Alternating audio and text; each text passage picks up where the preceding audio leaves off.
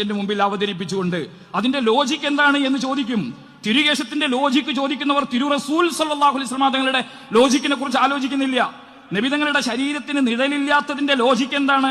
മുത്തുനബി സല്ലല്ലാഹു അലൈഹി വസല്ലം തങ്ങളുടെ ഈ ഉമിനീര് കൊണ്ട് ഖതാദത്ത് ബിൻ നുഅ്മാൻ റളിയല്ലാഹു അൻഹുവിന്റെ മുറിവ് പറ്റിയ കണ്ണിനെ ഉണക്കിയതിന്റെ ലോജിക്ക് എന്താണ്?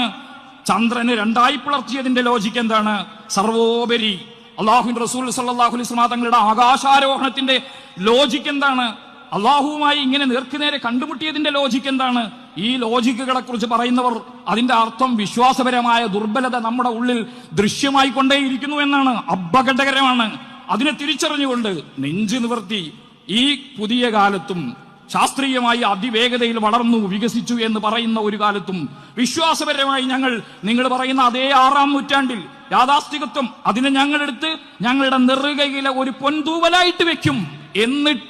എന്നിട്ട് ഈ കാലത്തിന്റെ എല്ലാ തരത്തിലുള്ള പുരോഗമനമായ എല്ലാ സംവിധാനങ്ങളുമായും യോജിച്ചു നിന്നുകൊണ്ട് ഇസ്ലാമിനെ ഈ സമൂഹത്തിന്റെ മുമ്പിൽ പ്രചരിപ്പിക്കും.